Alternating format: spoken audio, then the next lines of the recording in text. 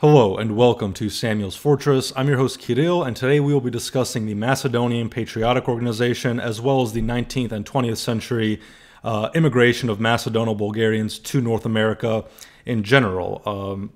Before we get into that, however, I would like to wish you all a very happy new year, very happy 2022.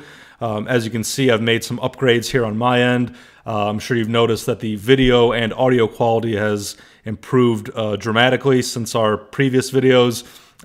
No more filming on the iPhone. We now have a proper camera, so we're filming in 1080p. Additionally, we have a proper microphone here, so the audio quality should be greatly improved as well. So hopefully that'll improve your viewing experience. So with that said, with that out of the way, let's kind of jump into the topic here. So again, the topic today is the Macedonian Patriotic Organization, as well as the Macedonian-Bulgarian immigration to America. Now, the first waves of Bulgarian immigrants, Macedonian-Bulgarian immigrants to North America really started after the Treaty of Berlin, after 1878. As a result of that treaty, which we've covered in extensive detail in previous videos, as a result of that treaty, there was a lot of detrimental effects for the Macedonians, for the Bulgarians living in Macedonia, due to the fact that the region of Macedonia was returned to the Ottoman Empire after that Russo-Turkish War of 1877-1878. So a lot of the Macedonians, Macedonian-Bulgarians living in Macedonia chose to leave the region, leave Macedonia, as opposed to remain and continue suffering under the Ottoman yoke. So, as we know, a lot of the Macedonians fled to Bulgaria itself, the Principality of Bulgaria, also into eastern Rumelia as well. But a large portion of those Bulgarians in Macedonia also left the Balkans altogether, and some of them came here to the United States. Now, this first wave of immigration to the United States after the Treaty of Berlin was actually not very large, and a lot of these immigrants did not really stay here permanently. They kind of came here for a short period of time, earned some money, and returned back home, and so forth. In fact, there's a professor, late professor, George Perpich, from John Carroll University in the state of Ohio, who a few decades ago wrote a book entitled South Slavic Immigration in America, and he has a section of that book dedicated to the Macedonians and Bulgarians. And here he writes in his work, and I should say that George Perpich, to give a little background on him first, he was a Croatian immigrant to the United States. He actually lived in Croatia for a large portion of his life. He was actually a lawyer there in Croatia, but then after World War II, I believe, he moved to the United States and became a history professor at John Carroll University. So what he writes in his book regarding the Macedonian-Bulgarian immigration to the United States is, quote, "Even before the liberation of Bulgaria from Turkish rule in 1878, numerous Bulgarians migrated to other countries in Europe and the Near East. Some worked as seasonal laborers, merchants, tradesmen, and gardeners. A great majority were peasants. Over 75% of all Bulgarian immigrants were from Macedonia, which was under Turkish rule until 1912. So we see here that not only is there a wave of migration after this Treaty of Berlin, but almost all of the Bulgarians who come to the United States are from the Macedonian region. These are Macedonal Bulgarians. And we also have here some of the specific locations where they come from in George Perpich's work. He writes, quote, "The bulk of these immigrants came from Macedonia's vilayet of Monastir, or Bitola. In western Macedonia, in the town of Resen, the Macedonian Patriots founded in 1893 the Internal Macedonian Revolutionary Organization. The IMRO, as it was popularly known, fought for the liberation of the three predominantly Macedonian vilayets. The great majority of its leaders insisted on an independent Macedonia, which should join the mother country, Bulgaria." So that is from George Perpich's work. Now, I should state that the Macedonian Patriotic Organization, which we'll get into much greater detail on as the video progresses, but they put out a work in 1960, published in Toronto, called Macedonians in North America, and I'm sure you can see that right there. This is basically a document published by the youth wing of the MPO, kind of giving a background of the Macedonian-Bulgarians, of the MPO, of its operations here in the United States and Canada, and they confirm kind of the main locations in Macedonia that a lot of these immigrants come from. The MPO writes, quote, "By far the largest immigration has come from southwestern Macedonia, in the counties of Kostur, Lerin, and Vodin in Aegean or Greek Macedonia. A large group also hails from the districts of Bitola, Resen, Tetovo, Ohrid, and Prilep in Vardar or Yugoslav Macedonia. And in recent years, a number have come from the Patriotic and Bansko region and other towns in Pirin or Bulgarian Macedonia." So we see here that historically, a lot of these Macedono-Bulgarians have come from the Aegean region, which was kind of most devastated, if you will, due to the Greek occupation of those territories, but also from the, again, Vardar and Pirin regions as well.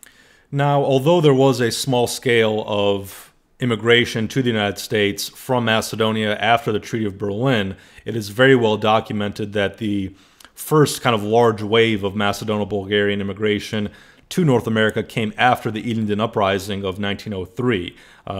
Basically, as we've gone over in previous videos, there were very brutal Ottoman reprisals on the Macedonian population after that failed Ilinden Uprising, which forced many to actually leave the region altogether as opposed to continue suffering under Ottoman reprisal. In fact, George Perpich, here in his book, notes this exodus of Macedonians from the region after the failed uprising. He writes, quote, "As Turkish oppression became unbearable, the Macedonian patriots started a revolt on St. Ilia's Day, August 2nd, 1903. Over 30,000 armed rebels, organized in many Cheta companies, scored initial successes against the Turks. The Ilinden Uprising won considerable sympathy in the West. Western politicians, missionaries, writers, and journalists responded with innumerable reports, articles, and books in favor of the Macedonian cause. The Macedonian problem became a serious concern of diplomats in the West, including the United States and in St. Petersburg. Some 200,000 Turkish soldiers crushed the revolt. Hundreds of patriots were killed in numerous engagements. About 5,000 innocent civilians were massacred. 10,000 homes were burned, and over 50,000 people were made homeless. Altogether, 200 villages were destroyed. The main strength of the IMRO was broken. Even though IMRO opposed the emigration of Macedonians, thousands of people now decided to leave for America, while their Komitaji guerrilla fighters still remained in the mountains. Columns of young men journeyed to the port in Salonika for the voyage across the sea. One of them was Stoyan Hristov, a future writer in America. A great number of these refugees came from one small district in the Monastir Vilayet, Kostur, where the fighting during the revolt was especially fierce. The immigrants were listed by American authorities as, quote, Bulgarian, Serbian, and Montenegrins, and jumped from a number of 204 in 1900 to 6,500 in 1903 when Macedonia was in revolt. In 1904, some 4,500, and in 1905, 5,800 of this group came to America.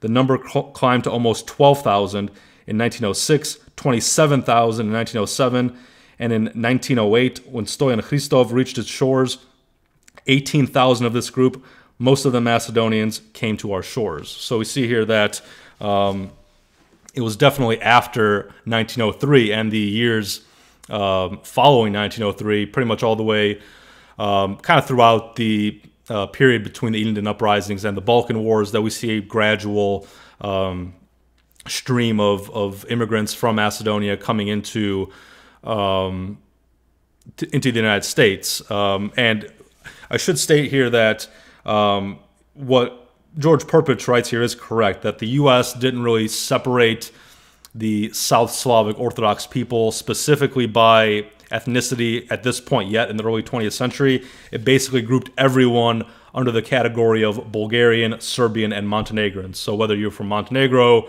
Serbia, Bulgaria, you were put into a single kind of ethnic category by the United States government. This would change over the years as more and more people came. The United States started separating them out into separate ethnic categories. And this post-Ilinden uprising wave of immigration is also documented by the MPO, which writes, quote, "The first mass emigration of Macedonian Bulgarians occurred after the 1903 Ilinden uprising, which a good number arrived here during 1906, 1907, and 1908. At that time, their numbers exceeded 50,000 generally, because during that period, especially in 1906 and 1907, there was a great need for laborers in the United States, and it was accordingly relatively easy for an uneducated but energetic immigrant to obtain work. The immigrants of this period, however, were transient. That is, they did not come here to settle, but merely to work, to earn money, and then to return to their homeland. Consequently, there was a steady ebb and flow of immigration arriving from Macedonia and immigrants leaving to return to Macedonia. And in this case, they were invariably male, single, but without families of their own. So we see here that a lot of these early immigrants, even after the Ilinden uprising, between Ilinden and the Balkan Wars, a lot of these immigrants are still young single men who come here, work for a period of time, earn a bunch of money here, and then return to Macedonia, where they can, use that money for, building homes, buying land, supporting their families and whatnot over there. Obviously, the U.S. dollar goes a lot farther in the Balkans and so forth. So that was kind of that initial wave of immigration. Like I said, first under between Treaty of Berlin and Ilinden, then Ilinden to the Balkan Wars. Now, I'm sure the question on everyone's mind, the elephant in the room, if you will, is what was the ethnicity of these people coming from Macedonia to the United States in the late 19th and early 20th century? Did they consider themselves, ethnic Macedonians, ethnic Bulgarians? Well, the answer to that question is they refer to themselves as Macedono-Bulgarians. That was the term that they felt most accurately described them. And basically that's a term that specifies that they are ethnic Bulgarians, but from the region of Macedonia.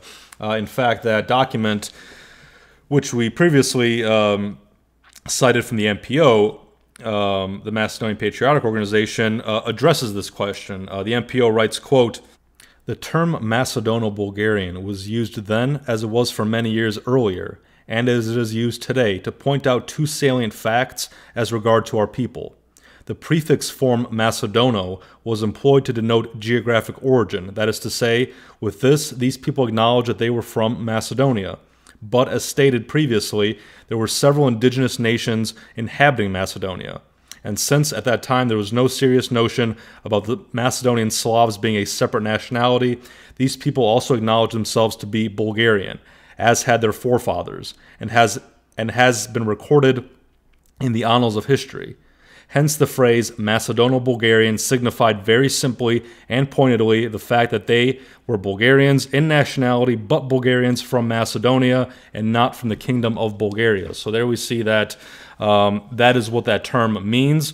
Macedono-Bulgarian, as it sounds, means very simply that you are a Bulgarian from the region of Macedonia. And in fact, here we also have in George Perpich's book, he writes, quote, "In 1909, Albert Sonnichsen, considered to be an expert on the Bulgarians, served as an agent for Bulgarians on the U.S. Immigration Commission. He wrote a book on the revolutionary struggle in Macedonia entitled Confessions of a Macedonian Bandit.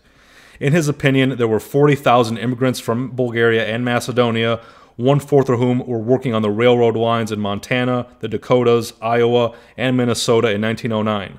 Sonnichsen told Emily Bloch, quote, "I hope you are not making any racial distinction between Bulgarians and Macedonians. The distinction between the Bulgars from Bulgaria and those from Macedonia is purely political. Many of those who are registered as Greeks are so in church affiliation only, being Slavic by race and tongue." And here is the book referenced by Perpich, Confessions of a Macedonian Bandit, the story of Albert Sonnichsen when he was embedded in an Imro Cheta in Macedonia. So we can see here from the immigrants themselves, the organizations they created, such as the MPO, as well as by outside observers, they consider themselves Macedono-Bulgarians, that is, Bulgarians from the region of Macedonia, not as ethnic Macedonians. Now, when these Macedono-Bulgarian immigrants came to the United States from Macedonia, they all pretty much came through the traditional route, that being Ellis Island, which was very common for late 19th century, early 20th century immigration from Europe. And here, Professor Perpich writes, quote, "According to Bulgarian eyewitnesses, the crossing of the Atlantic was for these Balkan peasants the most dreadful experience. They feared it more than the uncertainty of the strange world that awaited them. The sight of the Statue of Liberty was therefore the moment of great relief. Before entering America, one had to pass through the island, Ellis Island, about which they had heard so much. Everybody feared it, for it was there that some people were refused admission into the land of hope. Some had mortgaged their fields and houses to raise the money needed for their journey, only to be returned from the island when they were in sight of the skyscrapers of New York. There were also stories of people jumping overboard rather than returning to their villages." So, if you made it through Ellis Island, all the immigration checks there, these immigrants would be permitted, obviously, entry to the United States. And at first, they kind of settled in the New York area. Obviously, that's where they kind of arrived to, and that was the most convenient place to settle, at least initially. However, after a while, a lot of them began to kind of migrate west across the United States into to the Midwest, to cities like Chicago, St. Louis, Indianapolis, other smaller places. But many of the early Macedono-Bulgarian settlements actually sprang up around St. Louis, Missouri. In fact, Perpich here, I think, addresses this as well. He writes, quote, "The first years of the 20th century, a few Bulgarian colonies existed on the East Coast, notably in Philadelphia and Alfred, New York. When young Peter D. Yankov, the future physician, arrived in 1905 in New York City, he joined a group of his countrymen in the brickyards of Alfred. Here, as in many parts of the country, the Bulgarians constituted a predominantly male society. From the east, after earning some money, they moved to the Midwest. They established strong settlements in southern Illinois. The largest before 1914 was Granite City. Here, at times, some 10,000 Bulgarians worked in various industries. They also were recruited in railroad labor gangs." So that is kind of the initial move west. He goes on to write, "In 1910, close to 15,000 Bulgarians lived as steel workers in the ghastly town of Hungry Hollow, Illinois. Thousands were single men, their ages ranging from the teens up to the late 40s, who lived under the most primitive conditions. Hungry Hollow, like several other Balkan immigrant settlements, was worse than any present-day slum in America. The main Bulgarian base remained Granite City, Illinois." Now, this is actually well documented in the history of Illinois. Here I have an article from the Illinois Historical Journal, volume 84 from spring of 1991, and this article is entitled "The Bulgarian Colony of Southwestern Illinois, 1900 to 1920" by David E. Cassens, and you can see here that document. So here the historians from Illinois also document this initial migration into their state by these Macedono-Bulgarian immigrants. And Cassens here writes, quote, "Bulgarians who settled in the Tri-City area were overwhelmingly male and had come predominantly from the Bulgarian-speaking parts of Macedonia. Among the 8,000 to 10,000 Bulgarians living in the Tri-Cities in 1905, there were only 4 families. The pattern of lone male immigrants prevailed through World War I. Living conditions in these bachelor boarding system were depressing and unsanitary. Sociologist Graham Taylor found 10, 15, 20 or more immigrants living in a single rented house or apartment. The boarders were sometimes elected, one among them to keep accounts, order provisions, collect rents, and pay bills. Some houses hired a woman to cook and wash. The boarding houses were small, badly ventilated, and always overcrowded. Since many of the factories worked round the clock, men on different shifts might share a bed. Graham Taylor guessed that on average, there were 2.8 persons per room, with as many as 3.3 in sleeping rooms. Although most cottages near the steel companies only had 3 or 4 rooms, they usually held between 12 and 16 workers. So we see here very cramped conditions for the early immigrants. He goes on to write, the newcomers found an abundance of unskilled jobs, mostly in the steel mills, rail yards, lead works, meat packing plants, or barrel works. Some supplemented their earnings in the summer months by working on railroad construction jobs in other parts of the country. So we actually see here one of the boarding houses themselves, and I'm not sure you'll be able to see this when I put it up, but on the side of this building it says Gostilnica Macedonska. So here is the boarding house itself. So that's kind of the type of building they would live in. And as the camera focuses there, you might be able to see the writing on the side of the building, indicating that it's a boarding house for Macedonians. Also here we see a bar, a saloon, where the workers would, drink after work and so forth. So that's kind of some of the early conditions that the Macedono-Bulgarians lived in St. Louis and around the St. Louis area.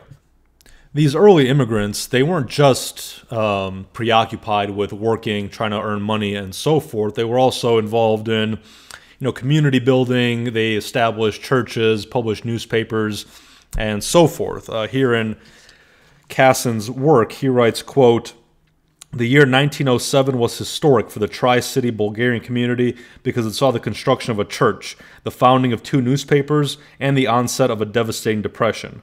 In spring 1907, the Eastern Orthodox Church Board culminated in a year-long fund drive throughout the Tri-City area to build a Bulgarian Orthodox church, which would be the first in the United States. Contributions were collected with surprising ease, and a 100-foot lot of Madison Avenue between 13th and 14th Streets in Granite City was purchased. Construction of the church proceeded rapidly. He goes on to write, Bulgarian culture and tradition were further strengthened by the establishment of a weekly Bulgarian language newspaper in Granite City, Naroden Glas, or National Herald, in September of 1907. Edited by Vasil Stefanov, the paper contributed to the preservation of the Bulgarian ethnicity and served as a link with the homeland. It also played an important educational role for newcomers who were not fluent in English. Political differences within the Bulgarian colony soon developed, however, and a rival newspaper, Macedonia, was founded in Granite City by Nicholas Alabach, a tavern owner who favored a more militant stance on the liberation of Macedonia. The editor of the paper was Dr. S.S. Shumakov, but the paper was entirely owned by the firm N. Alabach and Company. And then Cassins also goes on to write that a third Bulgarian newspaper was founded as a bi-weekly in 1910, Rabotnicheska Prosveta, or Workers' Enlightenment, which was socialist in politics and was allowed to share the presses of Naroden Glas. The 2 papers cooperated in running the best and largest Bulgarian bookstores in the United States. They maintained a thriving mail-order business and published pamphlets on radical, political, and educational themes. A 4th Bulgarian newspaper was published in Granite City called Macedonski Glas, or Macedonian Herald, which espoused the Macedonian Revolution and Macedonian independence. The paper was unable to attract sufficient support, however, and ceased publication a few months later.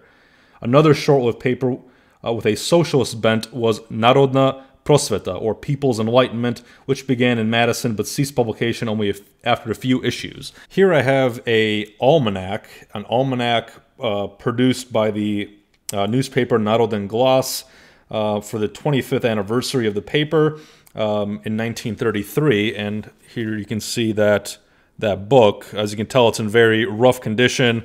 It's pretty much kind of taped together. It's falling apart, obviously due to the age of the book. But this is basically, like it says, an almanac celebrating the 25th anniversary of the paper. It's got a bunch of history in here: the history of the newspaper, history of Bulgaria, history of the Macedonian struggle, history of the Bulgarian immigrants, Macedonian-Bulgarian immigrants here in the United States. For example, you can see here we have Tsar Boris III, and on the next page you can see his family here, the royal family.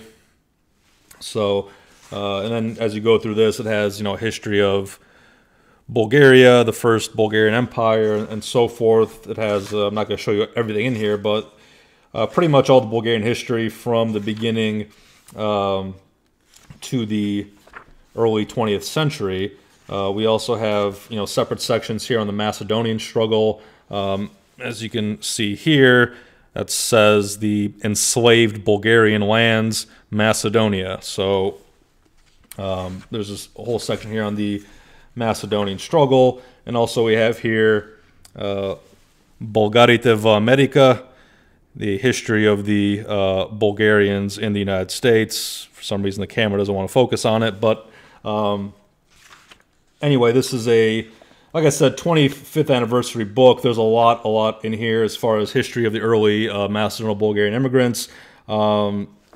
So again, this was one of the early papers published, again, in 1908. And then in 1909, the first Bulgarian church in the United States was built, the Church of St. Cyril and Methodius in Granite City, Illinois. Now, if we fast forward a few years to 1912, 1913, we will see that the Balkan Wars have erupted, and that these wars and their outcomes will have a massive effect on the Macedonian-Bulgarians in the United States. Basically, as soon as those wars break out, the Bulgarians, as well as the Greeks and Serbians living in the United States, will leave the U.S. to return to their homelands to fight for their respective nations. Here, I will quote Cassens in his article, where he writes, quote, "All of the Bulgarian institutions were mobilized when the Tri-Cities reacted to the events leading to the First Balkan War in 1912. Between March and October of that year, the Balkan states of Bulgaria, Serbia, Greece, and Montenegro signed a series of defensive and offensive treaties intended to expel the Turks and unite fellow nationals. Before long, word reached Illinois that Bulgaria was preparing for a war against the historic enemy. Many believed that the only way to help their homeland was to return and volunteer for military service. Colony leaders called a series of meetings for determining what measures should be taken. Communication was maintained with the local Greeks, who were also trying to organize returns to the Balkans. On Sunday afternoon, October 6, 1912, the first large-scale Bulgarian rally in Granite City attracted more than 600 Illinois Bulgarians. Several local leaders, such as Bagranov, Chris Nedelkov, and a man named Kapitanchev, gave rousing speeches in defense of the homeland. Bagranov estimated there were as many as 3,000 local Bulgarians, Serbs, and Greeks who were willing to enlist. He also stated that several people had received warnings from their relatives that if the Turks were victorious, their lands would be confiscated. Such news was particularly chilling to Bulgarian men who had left their families behind. "We do not want bloodshed," Bagranov said, "but we are prepared to fight if necessary. In fact, I believe the Bulgarians, Greeks, and Serbians in the Tri-Cities are as thoroughly aroused as those at home." Now, Professor George Perpich also documents this Balkan War activity amongst the Macedonian-Bulgarian immigrants in his book, where he writes, quote, "Those Bulgarians who saved a few $100s and decided to stay here dreamed of establishing a little restaurant of their own, or a grocery, or even having a farm. Many, however, did not remain, but went back to their homeland. Hundreds returned in 1912 and 1913 when the Balkan Wars broke out. They responded to the call of their mother country. In the late 1912, the First Balkan War was a war of liberation that was started by Bulgaria, Montenegro, Serbia, and Greece against Turkey. In the summer of 1913, after Turkey had been defeated, Bulgaria went to war against her former allies because of Macedonia. Bulgaria lost the war. After 5 centuries of harsh Turkish rule, Macedonia was partitioned between Serbia and Greece, and only a small section was awarded to Bulgaria. In Macedonia, the long Turkish oppression was now exchanged for Serbian and Greek oppression. To all the returned emigrants who had joined the Bulgarian troops, the loss of Macedonia was the most painful disappointment of their lives. These returned volunteers either settled in Bulgaria or came back to the United States to continue their political struggle for liberation and unification of Macedonia. So here we see that some of the immigrants who are already here, who returned to fight in the Balkan Wars, just decided to remain in Bulgaria, but many of them did return back to the United States after the wars were over. Once they had returned, they realized that given the partition of Macedonia, that all these different organizations, newspapers that existed amongst the Macedonian Bulgarians would be better off organizing and unifying, as opposed to being kind of, divided and not really having a unified front from which they could fight this Macedonian struggle. And here, actually, the MPO documents this as well. They write, quote, "After the Treaty of Bucharest of 1913, the treaty that officially partitioned Macedonia, the idea of organizing a union of all Macedonian Bulgarian groups that had organized themselves independently began to take form. Had it not been for the political dismemberment of Macedonia, this idea may not have been conceived or carried out, but the Balkan Wars and their results gave a strong and direct impetus to such an undertaking. A Congress was accordingly convoked in Chicago, Illinois, specifically for the purpose of forming an organization that would be constituted and activated on a national scale. The chief initiators, Archimandrite Theophylact, Zhenko Banev, and Marko Koludov, presented their scheme to a small but eager group and won full acceptance. Consequently, shortly after this Congress, Macedonian Bulgarian societies, both newly created and existing ones, were officially united into one corporate body, known as the Macedonian Bulgarian People's Union. The World War, however, interfered with the development of this group, so that it dissolved even before it had the opportunity to expand into a strong force which it had envisioned for itself." So even though we don't see that this particular group, the Macedonian Bulgarian People's Union, really took form, we see that after the Balkan Wars that the idea that the Macedonian Bulgarians in North America need to be unified into a single group as opposed to being scattered into a bunch of different disunited independent groups begins to enter their consciousness, this idea of a united organization. The next major development that occurred with the Macedonian Bulgarian immigrants here in the United States was World War I and its disastrous treaties for the Macedonian Bulgarians, for Macedonia itself. Basically, as a result of the Treaty of Neuilly, this Balkan War, Treaty of Bucharest division, partition of Macedonia was kind of set into stone with these post-World War I treaties. The Serbian and Greek claims over Macedonia were again formalized with these post-World War I treaties, and many of these Macedonians who did not want to return to Serb or Greek-occupied Macedonia decided to stay here in the United States and to settle down permanently. This is where we see the another subsequent wave of immigration from the region, as these men who had been here, as we discussed, most of the immigrants here were single men, or if they were married, their families were back home. We see these men either going back and bringing their families here to the United States, or if they were single men, they went back to Macedonia to find a wife, get married, and then bring her here to the United States in order to start a family. So this kind of formal partition of Macedonia that occurs after World War I has a huge impact on the Macedonian Bulgarian immigrants here in the United States, as well as leading to this, wave of women and children coming. We also see a renewed need for a unified organization here in the United States to fight for the Macedonian cause. And here's where we'll start seeing the formation, finally, the post-World War I formation of the Macedonian Patriotic Organization, or the MPO. In this regard, the MPO writes, quote, "The Great War of 1914 to 1918 and the peace treaties that followed it wrought many unexpected changes in the Balkans. First, the partition of Macedonia, which had taken place in 1913, was stabilized and confirmed by the remaining great powers of Europe. Secondly, through this partitioning of Macedonian territory, both Serbia and Greece, which had hitherto been minor powers, attained a new strength and status in the Balkans. Thirdly, Serbia, duly enriched with her large share of Upper Macedonia, effected a political union between herself and the former Austro-Hungarian provinces in the Balkans to form a new state called Yugoslavia, with Belgrade as the capital and the Serbs as the chief element. And fourthly, the war and its aftermath witnessed a huge stream of refugees from Macedonia that settled mostly in Bulgaria. Some, however, emigrated to the United States and Australia. It was literally an upheaval that called forth new and stronger efforts from Macedonia itself, and for the first time from a vast majority of Macedonian immigrant population in Bulgaria, North America, and elsewhere.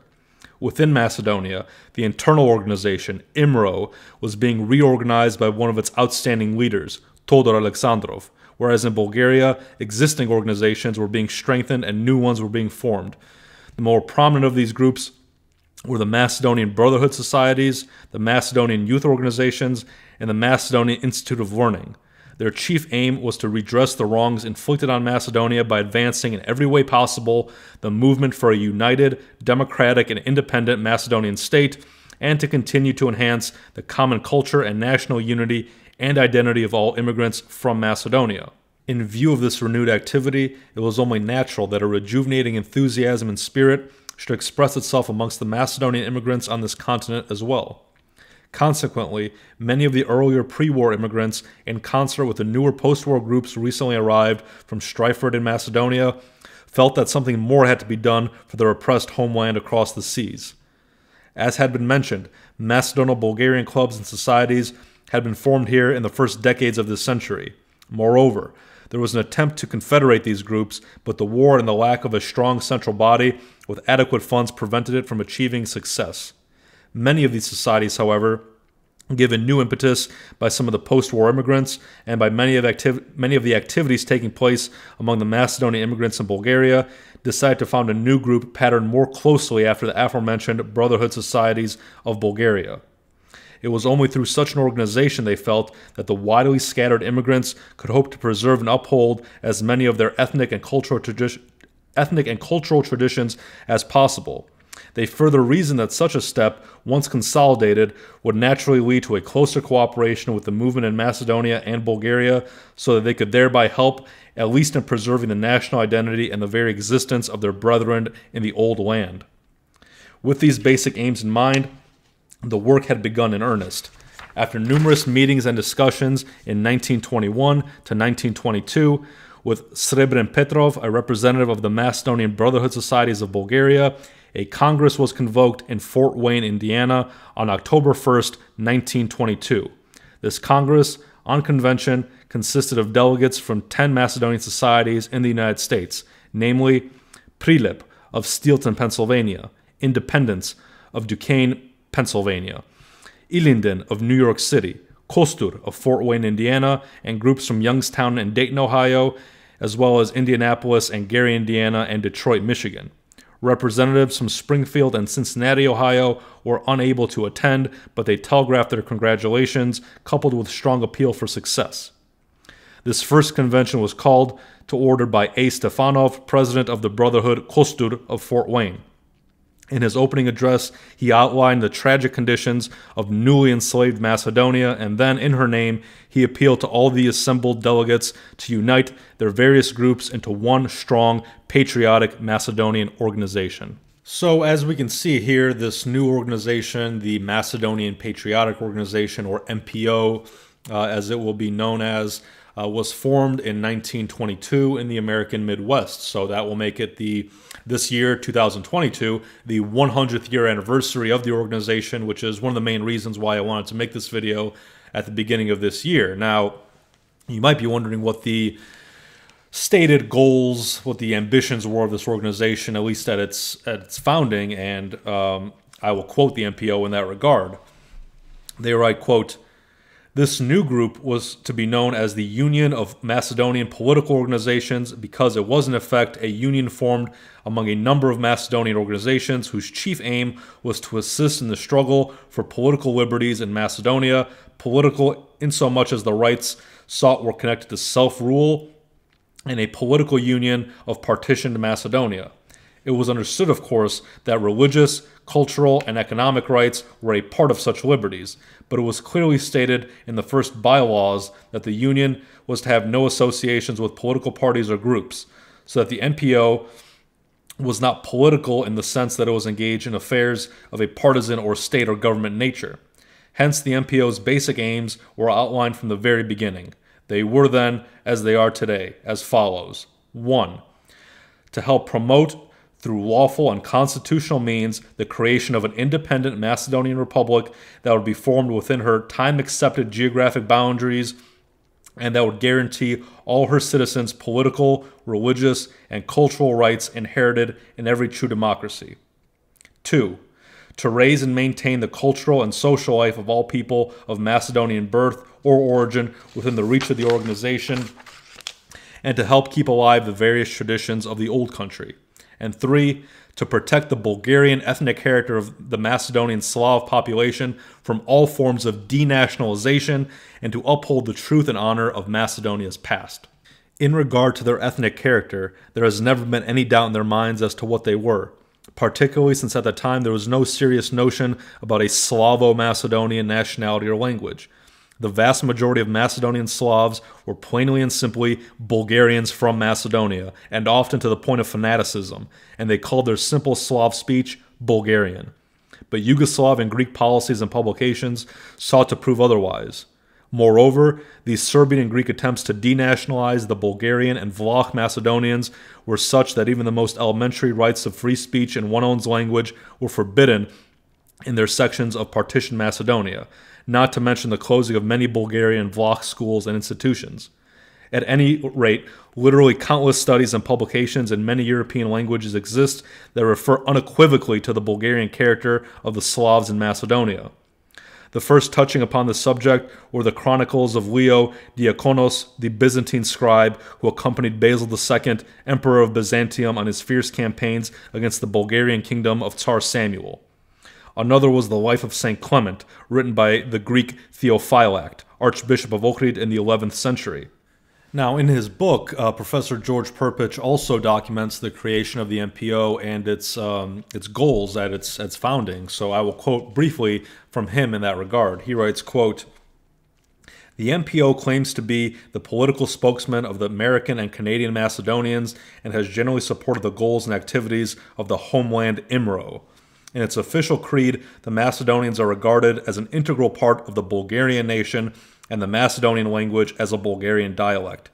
Since its founding, the MPO has undertaken numerous activities and printed papers, memoranda, pamphlets, books, and almanacs in English and Bulgarian on the Macedonian struggle. It has tried to attract the interest of congressmen and senators in Washington and has appealed to several U.S. presidents to intervene diplomatically in favor of Macedonians outside of Bulgaria. It has also held yearly congresses at which many American and foreign scholars have spoken in sympathy with and support of the Macedonian cause. On February 10, 1927, the first issue of Makedonska Tribuna, the Macedonian Tribune, a weekly organ of the MPO, appeared in Indianapolis. It has been published ever since.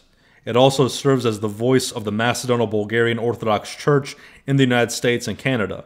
For 50 years, it has been an interesting chronicle of the lives of Macedonians and other Bulgarians on this continent and in the homeland. It is printed in both Macedonian, with Cyrillic letters, and English. Out of the movement that was founded by patriotic Macedonians during the 1920s has developed a well-concerted effort by a large number of Macedonians in America and foreign lands. Their goals are described by the leader of the IMRO, Ivan Mikhailov, in his book in English, Macedonia, a Switzerland on the Balkans. Now, unfortunately, many of the members and leaders of the MPO were no longer really welcome back in Macedonia due to the occupation governments that ruled there. First the Greeks and the Serbs, but then later also the Yugoslav occupation of Macedonia, which pretty much completely denationalized the nation and scrubbed all elements of the Bulgarian culture, tradition, past from that land. One of the leaders of the MPO, Jordan Chkatrov, was also personally subject to Tito's brutality because he found himself living in Yugoslav Macedonia after World War II. Here I will quote the MPO. The third convention of 1924, held once again in Fort Wayne, has been considered something of a milestone. It was then that Jordan Shkatrov, who was present as a representative of the National Committee of the Macedonian Brotherhood Societies of Bulgaria, was nominated and elected as secretary of the Central Committee, and it was then that a permanent office for the new organization was opened in Indianapolis. Jordan Shkatrov remained here as secretary until 1927. But during his brief tenure of office, his eloquence and enterprising spirit caught the interest and admiration of all. He was the one primarily responsible for the MPO's increased activity and support, for it was largely through his initiative that the women's auxiliaries were formed and that the Macedonian Tribune was founded. We pay him this small tribute because he was one of the many who lost his life in the struggle for Macedonian liberty. He was in Macedonia when Tito's communists seized power. They feared him and his prestige to such a degree that he was imprisoned, and in 1946, while languishing in prison, he died as a result of a hunger strike that he had started in protest of his brother's execution. But he died with an unbroken spirit and a firm belief in the cause of a free Macedonia. Now, over time, as the years went on and the MPO became more and more active, they engaged in international political activities on behalf of the Macedonian cause for the liberation of Macedonia. Here the MPO writes that, quote, "The MPO maintains contact with international and cultural institutes and with other organizations and governmental bodies that strive for political, economic, and civic liberties. Hence, through the years, the MPO has forged links with many of these groups, and it has acquired its subsequent high reputation as a result of its work and close ties with them. One such body is the United Nations. The MPO has dispatched delegations to the UN, and these delegations have been greeted cordially and sympathetically by many of its leading and responsible members. The most recent of these was a group consisting of members of the MPO's Central Committee and clergymen of our Macedonian-Bulgarian churches on this continent. This delegation presented a memorandum to the Human Rights Committee, and in this memorandum, the Yugoslav Communist government was censured for its actions in falsifying the true nature of the medieval Ohrid Bulgarian archbishopric and for using this false base as a step in creating an ecclesiastical organization in Yugoslav Macedonia that uses the name Macedonian but is under the jurisdiction of the Serbian Patriarchate, a condition totally unacceptable to the people of Macedonia." In addition to working with various international organizations such as the United Nations, the MPO also worked with various Balkan diaspora groups here in the United States who were also engaged in their own struggle against Yugoslav occupation. Here we're talking mainly about the Croatians. Professor Perpic writes, "In their political activities, the Macedonians have cordial relations with the Croatians. Usually some Croatian political delegates attend the annual MPO convention or are the main speakers. In their press, the Macedonians frequently write about the Croatian problem, while the Croatians often refer with sympathy to the Macedonian struggle." Now, the MPO wasn't just involved in political activities, it was also involved in various cultural and social activities, which were meant to basically preserve the Macedonian-Bulgarian culture here in the United States amongst the youth, amongst the newer generations of Macedonian-Bulgarians who were not born in Macedonia and who did not have a kind of direct connection to the language, the culture, the history, and so forth. For example, here I have a grammar book published by the MPO, specifically by the Macedonian Tribune, for Macedonian-Bulgarian children here in the United States. So you can see here the grammar book, or Bukvar, and then at the top you can also see Saint Clement Ohridsky, Saint Clement of Ohrid, with his students there. So this is one of those grammar books that was published by the MPO. And in here you can see basic kind of grammar lessons, basically teaching the young Macedonians how to read, how to write, kind of, like I said, basic grammar skills, all that kind of stuff. So that's one of the kind of cultural publications. Here also we have another book entitled Songs of Our Heritage, which was published by the MPO, and this was for their 65th anniversary convention. So you can see that book there, Songs of Our Heritage. And here there's all kinds of songs. There's like children's songs, patriotic songs, anthems, such as March of the Macedonian Revolutionaries, literally kind of a little bit of everything as far as songs go, here's a song for Todor Alexandrov. Here's a song for Vlado Chernozemsky. A little bit of everything. So and songs from all periods of Macedonian history. So this was another one of those kind of cultural books put out, again, meant to preserve the Macedonian-Bulgarian culture and heritage here in the United States. Now, one of the main publications that the MPO put out was the Macedonian Tribune. That was the main publication, I should say, of the MPO, and we see a copy of that here, Macedonska Tribuna. And this edition is from 1989, and as you can see, the kind of front page story here is announcing the upcoming convention, the 68th annual convention in 1989 in the city of Chicago. So that's obviously the main article here, but if we look inside the Tribune, we see an article here discussing kind of the last days of Yugoslavia. There's an article entitled "Yugoslavia is being shaken up." On the other page here, we see a tribute to Goce Delchev. So, see if I can show some of this to you guys. There's the tribute to Goce Delchev. Here's some of the other articles, and there's articles here in English, as you can see, obviously, but there's also in the Macedonian or Bulgarian, however you want to call it, language. So about half these articles are in English, the other half are in Macedonian, Bulgarian. So again, the Macedonian Tribune was the major publication of the MPO. The Macedonian Tribune is still in publication today. It is the oldest Macedonian paper still in publication, so very historic newspaper.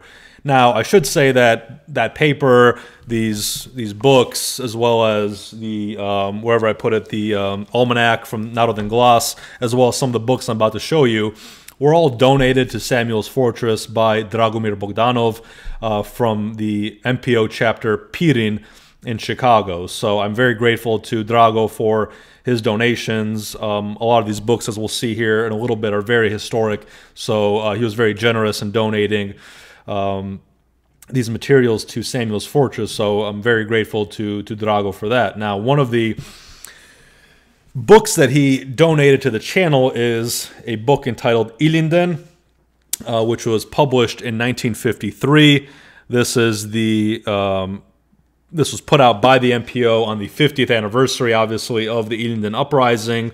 And we can see here a very beautiful kind of page at the beginning. Kind of has both the IMRO revolutionaries as well as kind of the MPO youth here in the United States.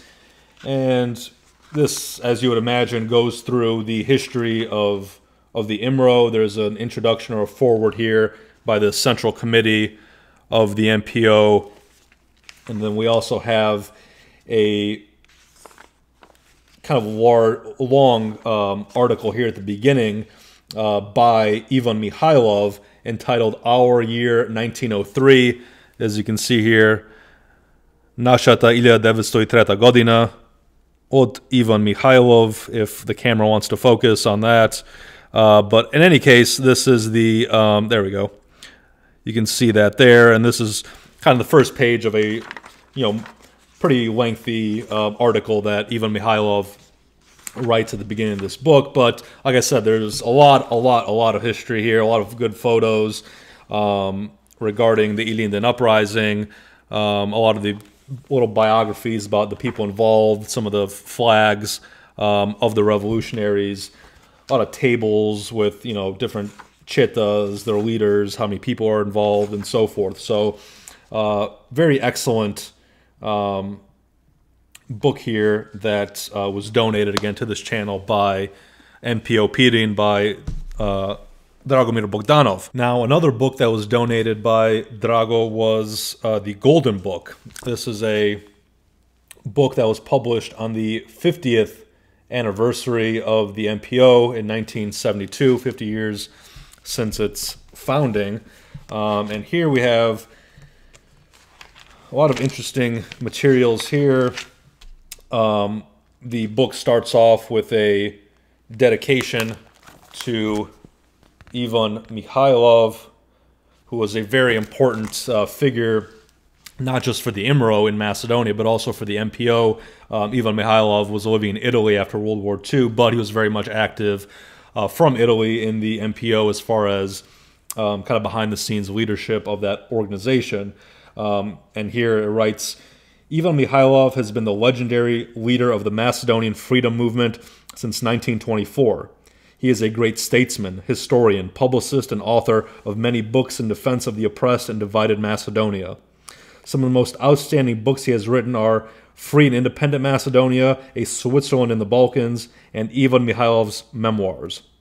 He is a living symbol of the fighting Macedonians for freedom and human rights for all the peoples of oppressed Macedonia, the Bulgarians, Romanians, Albanians, and other minorities.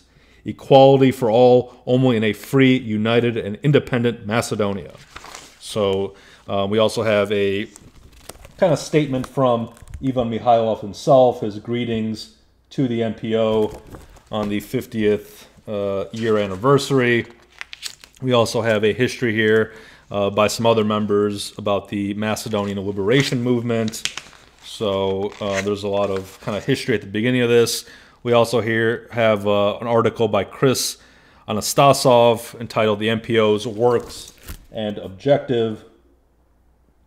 So there's a lot of interesting articles here kind of describing the Macedonian struggle. We have a dedication here to, as we can see, Goce Delchev, Dame Gruev, etc.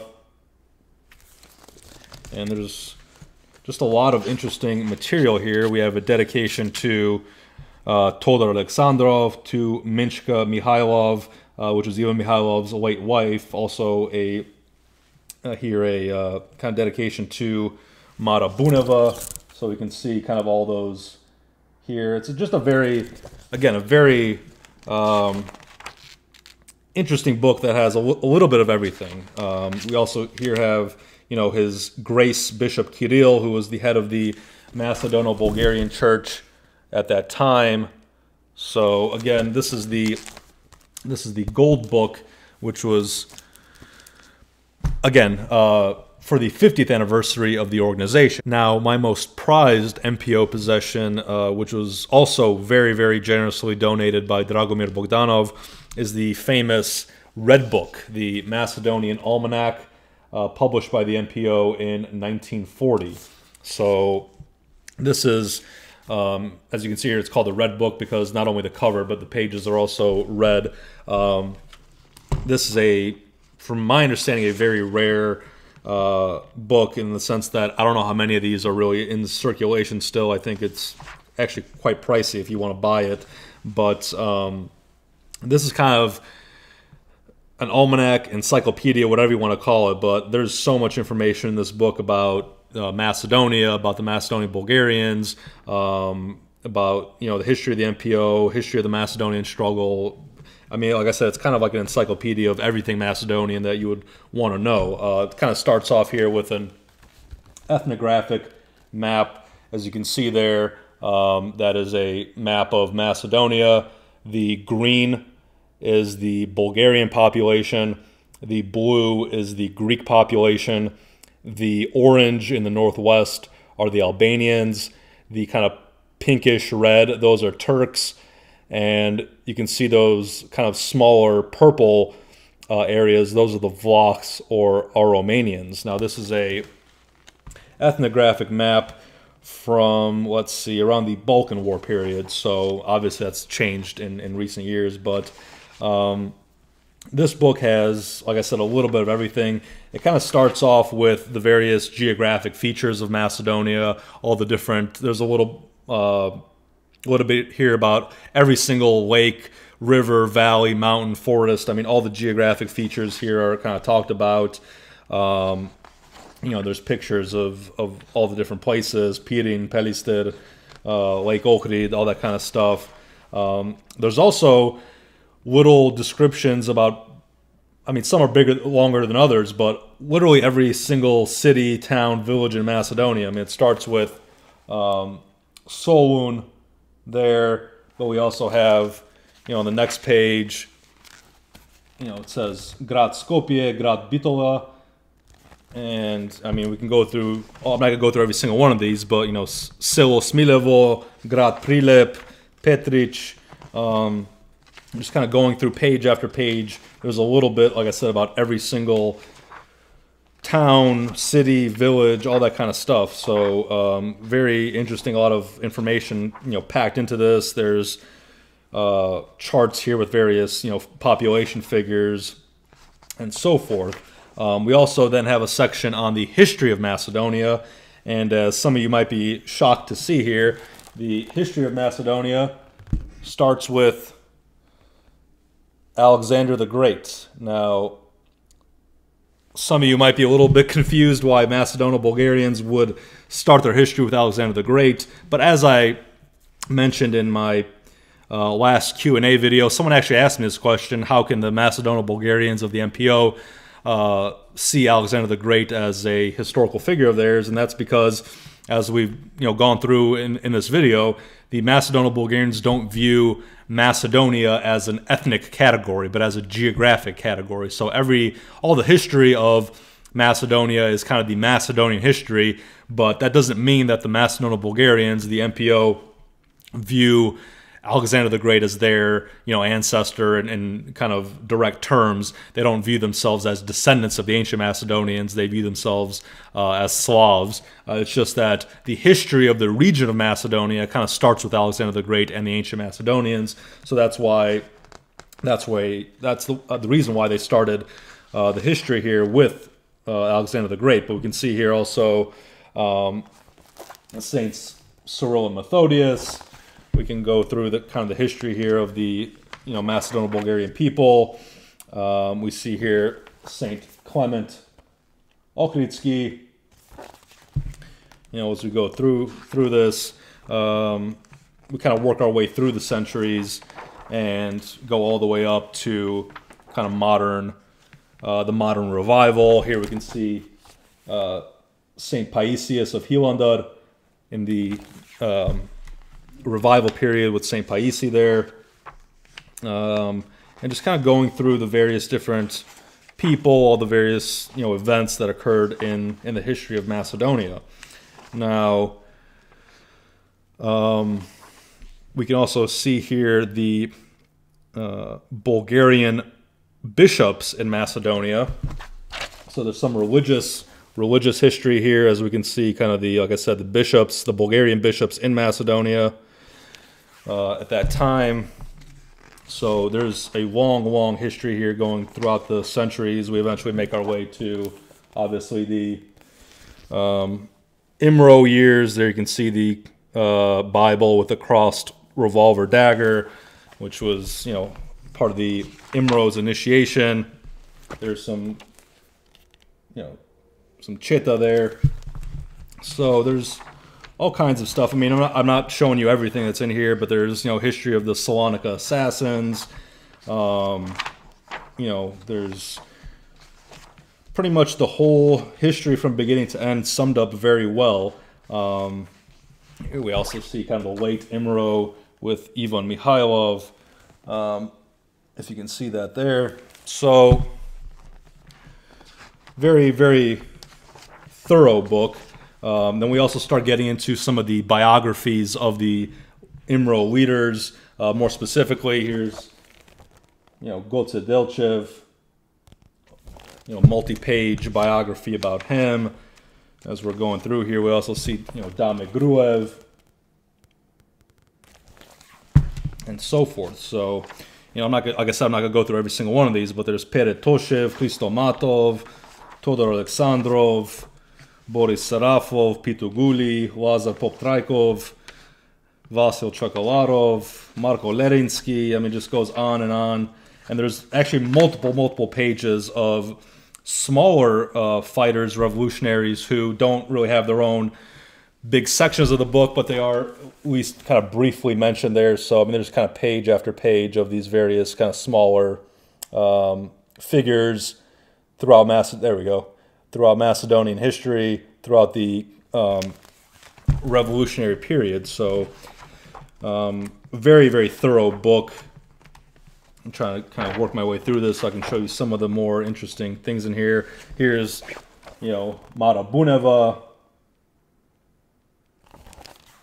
And as we can see here, it's not we're using the traditional alphabet in Macedonia, the old Bulgarian alphabet, not the modern kind of post-Yugoslav or the Yugoslav standardization. Here's Vlado Chernozemski. And so forth. So there's a lot here.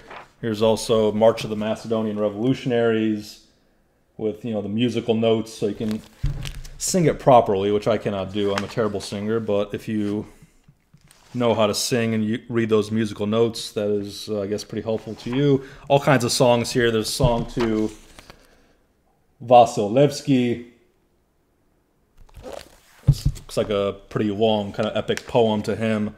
And, some of the older figures, pre-Imro figures, like, again, Levski. There's Hristo Botev.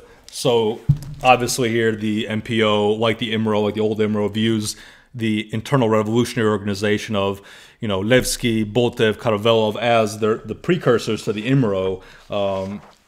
So we see here kind of the whole history kind of tied together here. And, the MPO is also very patriotic in the American sense. They, are American patriots. We can see here a dedication to the United States of America. It says our flag with a, you can see here the Pledge of Allegiance. So very, very patriotic Americans as well. We can see here the president at the time, President Roosevelt. We also see here a little biography of George Washington. We see, Abraham Lincoln there. So there's also, American history here as well, and then also a history of all the Macedono-Bulgarians in America, in the MPO. So as you can see here, you can see Macedonskite Bulgari v Severna America with the MPO emblem logo there. So it goes through. I'm not going to show you all these people. You probably don't recognize any of these names from the diaspora, but it goes into a pretty extensive history here. Again, all the different, industrial factory work done by the immigrants. I mean, there's all kinds of pictures here of the various conventions from different years. You can see the pictures there of the MPO members organizing American flags, Bulgarian flags. I mean, there's so many pictures here of banquets, dinners, parades. There's kids in classrooms, sports teams, just everything here, to be honest. So if you can get a copy of this, I don't know if I hope it exists digitally somewhere. I'm guessing someone has taken the time to scan this book in and upload it somewhere online. I hope that's true. I've heard that that's the case. I don't know. I don't have a specific link to any location where you can find this digitally, but if someone knows, please let us know in the comment section, because it's very interesting, like I said, this book. And again, I want to thank Drago for giving me this book. It never gets old kind of going through this, reading the articles, kind of looking at the pictures and so forth. So that is the famous Red Book, the Macedonian Almanac of the MPO. So now you may be wondering, what is the state of the MPO today? What is the state of the Macedono-Bulgarian immigrants in the United States? And to be honest, the picture is not incredibly rosy. The post-Yugoslav wave of Macedonian immigrants, such as myself, kind of changed the cultural landscape of the diaspora here in the United States and elsewhere. Basically, we brought with us our Macedonist and Yugoslavist distortions of the Macedonian people, Macedonian culture, history, Macedonian question in general. So kind of detrimental as far as that aspect is concerned, this new kind of post-Yugoslav wave of Macedonian immigration. These Macedonists have created their own organizations, such as the UMD, the United Macedonian Diaspora, which continues to pollute the Macedonian consciousness with their lies, falsifications, distortions, and so forth. Certain MPO chapters, such as MPO Detroit, have, from what I can tell from my sources, I don't know this directly, this is from my sources from within the MPO, tell me that certain chapters like the Detroit chapter have pretty much sold out to the UMD, have abandoned their Macedono-Bulgarian legacy, and have kind of jumped on board with this new wave of Macedonist propaganda here in North America. Now, there are still MPO chapters, such as the Chicago chapter, such as the Toronto chapter in Canada, which still hold firm to the old Macedono-Bulgarian positions of the MPO.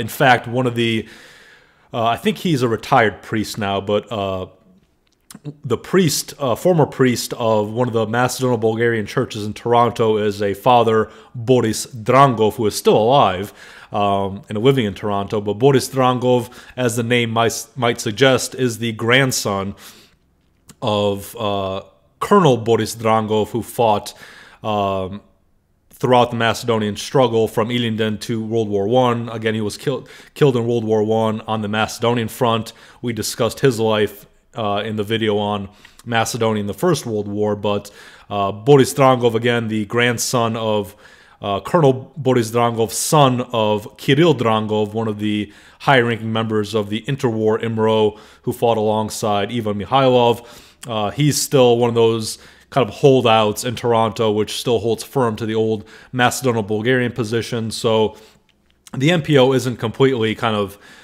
fallen under the influence of the Macedonists. There are still, like I said, holdouts in Chicago and Toronto and other places. I hear New Jersey also has a pretty decent chapter. I don't know much about them, but we'll talk more about the modern MPO, what the modern MPO's activities are in future videos. But for this video, I just wanted to give you a history of the MPO in 2022 on the 100th anniversary of the formation of that organization. So that is, again, the 100-year history, 100-year anniversary of the MPO. So I hope you enjoyed this video. I hope you enjoyed learning about the Macedonian Patriotic Organization, if you didn't already know about it beforehand. So again, I would like to thank you all again for watching the video, and I hope you enjoyed it, and I will see you next time. Thank you.